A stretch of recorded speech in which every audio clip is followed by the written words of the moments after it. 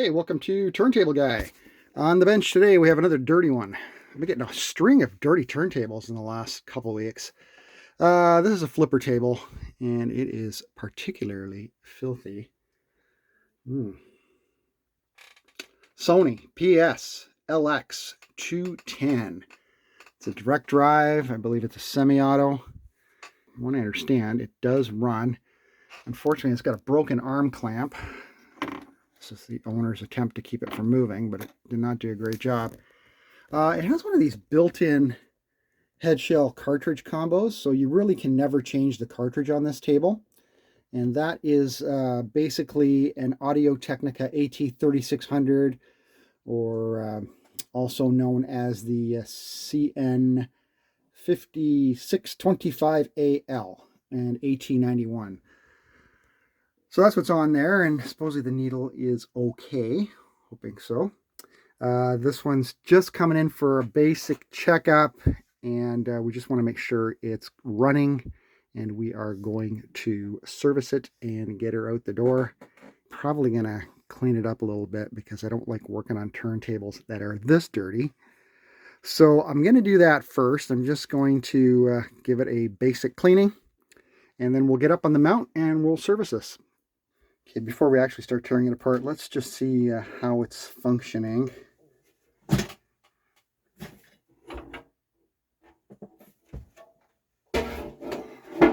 Just gave the plinth a quick vacuum to get all the loose dirt and hair out of here. The needle's off. I just took it off just to check it. Seems okay. All right, so we got a semi-automatic. And does this thing even have counterweight on it? You know what? It doesn't even have an adjustable counterweight. I guess you wouldn't need it because you're going to use the same cartridge and needle for the rest of its life. So why would you need to do that? So it's pre-adjusted there. So we got the correct weight. I have to do that.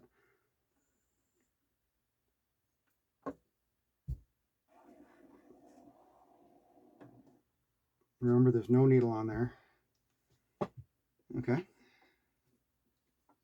And the anti-skating looks like it's factory adjusted as well. These two marks here must mean the appropriate anti-skating, because this is all the way off, all the way on. So just out of curiosity, what does this thing track at? I'm just going to put the stylus back on.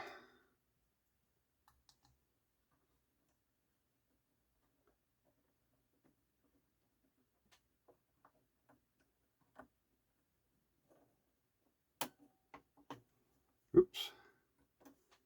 Okay.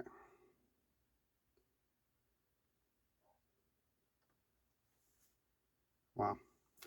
So about 2.77 grams. So it probably tracks. It's probably set up at the factory. That's probably, I don't know, I'm going to say a 3-gram weight. This is an aftermarket stylus. So fairly heavy tracking. I can feel it in the arm as well.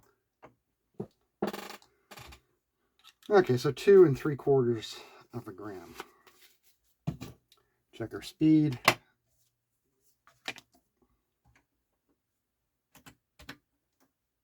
Oh, they don't work well without power. All right, speed is perfect. That's 33. 45 is perfect. So that's good. I think this is going to be a quick one. Why am I bothering to film this? Well, one of the goals of this channel, since I mentioned it right from the very first video, was to try to document as many different turntables as possible. And I don't think I've done a PS-LX210 yet, so. All right, we'll take off that platter. We'll take off the platter mat and platter. Still some more crap in here to vacuum out. Platter's decent on this. A little ringy, but good quality. Better than that Chinese denim that I did, for sure. One thing to check on these is the state of the auto return cam here. Oh, it's a gear, not a cam. This is the auto return cam. And just to check to see if it's cracked. These have, usually they have an issue where the plastic shrinks after a bunch of time and you'll see a crack develop. And then it'll start to spread out. And then you'll have one of the teeth in between the two teeth. It'll get wider, and then you'll get a clunking as the auto return cam comes around. And it's very difficult to repair. Okay, I am going to take the stylus off again. And for those of you who are interested, the Sony stylus number is VL-42G. Now, you can try to find an OEM, but it's just going to direct you towards, like I mentioned, an Audio-Technica, probably an 1891, I would think, because the 3600L tracks a little bit heavier than those two. 1891 and the CN 5625. Okay, let's get that tacked down a little bit there. I don't think there's going to be a lot to do here. There's not even a pitch control.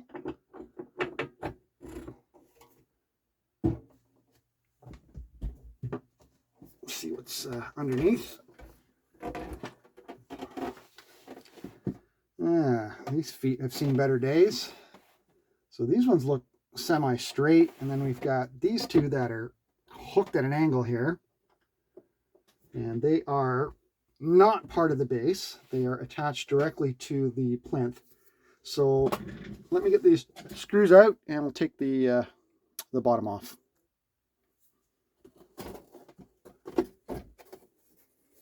Very cheap cardboard base. It's kind of warped.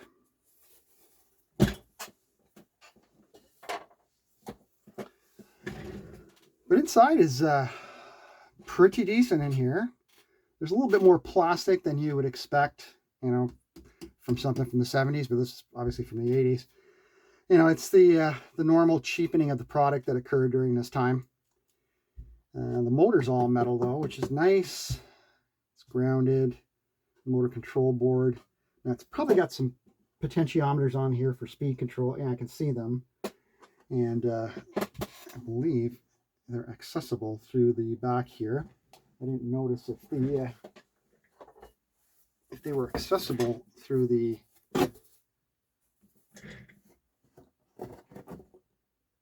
cardboard. No, they're not. What I want to do first, I just want to see these foam, or not the foam feet, the rubber feet here. And just, ooh, that didn't sound good at all. Why has this cracked like that? That's just, I don't think there's anything you can do about this. Looks like it's collapsed under its own weight, which probably doesn't make a lot of sense because this is not that heavy of a turntable. It's the plastic. It's just collapsed upon itself. I'm probably going to put these two at the back. This is obviously for some reason this side, I don't think this is the heavier side of the turntable. I would say this is the heavier side of the turntable because the motor's over here and the transformer.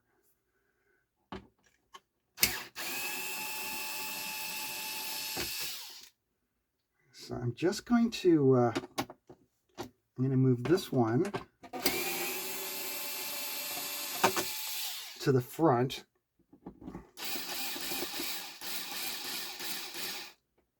You do not want to over tighten these screws because you'll crack those plastic posts.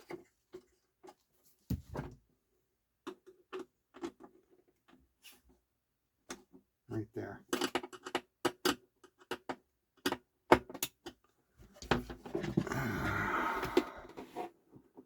I'm going to put these bent ones at the back. And I'm going to orient them in a way that they're facing forward.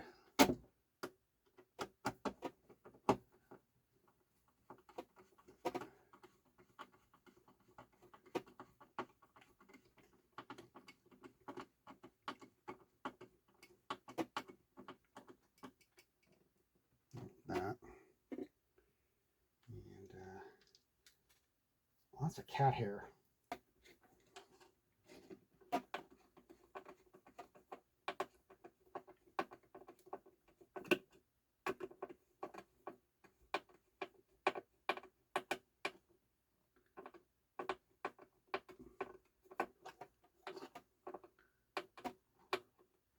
That. Okay, let's give this motor a quick service.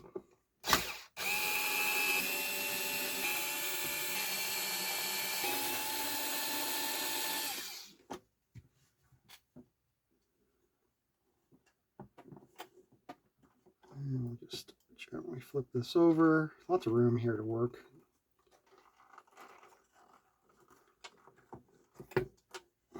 Check for any swollen capacitors. They appear to be good quality brands, Nippon Chemicon and Elna. And pull up the magnet here. And we do have oil in here. And not only do we have oil, it looks to be clean oil. That's good.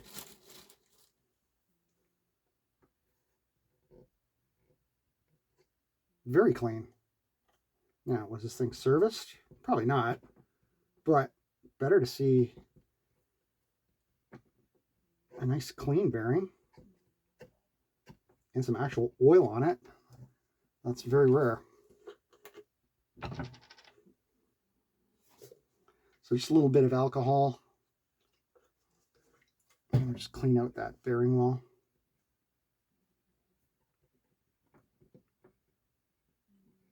You don't have to go crazy on this. It's not dirty. You don't want to mix two different types of lubricants either, so get it all out. And then we shall clean a little axle here. Got a little ball bearing on the back. Just a little bit of alcohol on your cloth or paper towel or whatever. And we're ready to re-oil. And we will be using, where is it? There it is. 3-in-1 oil for electric motors. Just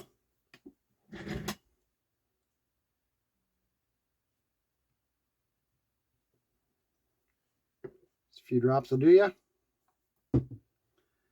And then replace. And what will happen is, as the spindle goes down, the oil gets pushed up a little bit.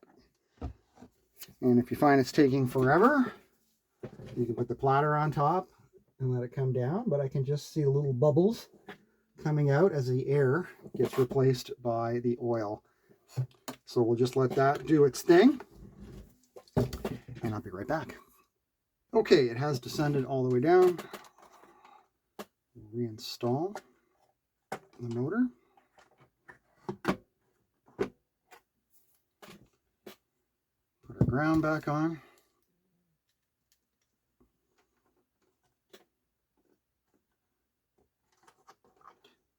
I was just going to say, you know, yeah, it's cheap and everything, but look at this ground cable Sony used. It's like solid 18 gauge wire, like good quality stuff.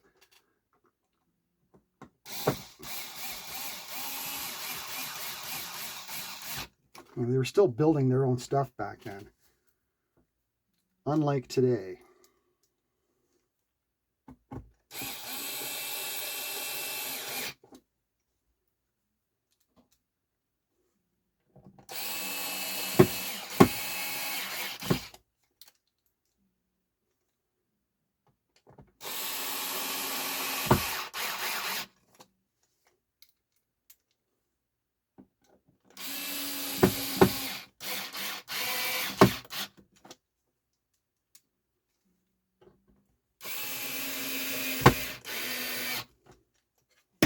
Okay, another thing I like to do is I like to hit the speed switch with a little bit of contact cleaner.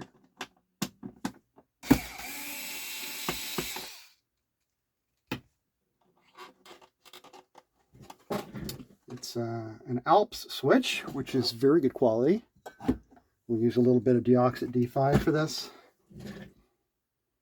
Lots of space and room to get some squirt in there. There we go. Just a little shot. And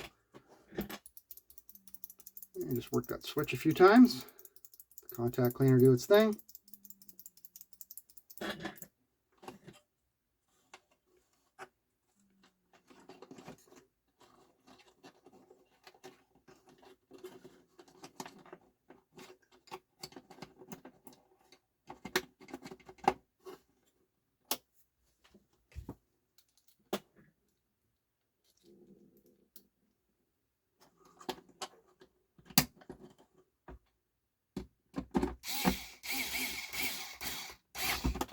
There we go. Perfect. Just going to check the micro switch here. Yeah, it is working correctly, but I just loosened my tone arm. That's okay. We're going to flip it over anyway. Okay. I guess that is it underneath here. I'm going to put the base back on and clean the stylus. We don't have to set up the arm. We don't have to do anything. Do a quick sound test and put the Sony to bed. All right, welcome back. So, just let this thing auto return once. And I think we can give it a quick sound test. It has no ground cable. It's internally grounded.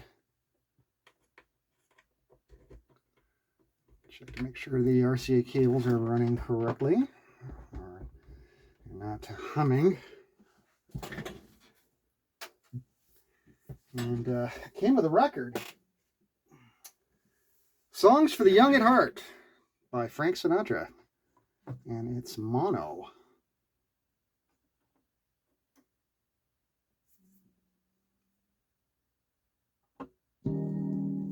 How can I ignore?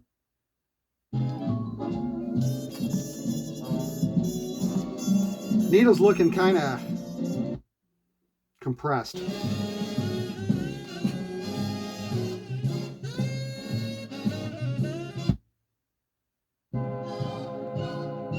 How little we understand.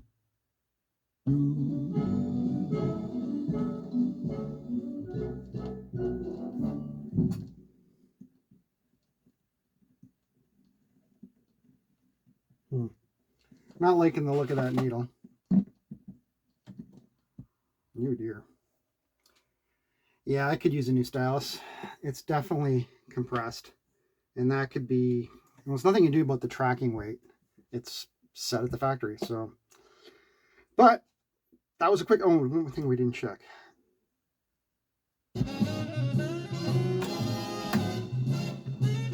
Reject is working, that's good. Anyway, guys, I'm gonna end this one here. And thanks for tuning in again. Like, subscribe, comment, all that kind of good stuff. And we'll catch you next video. Bye-bye.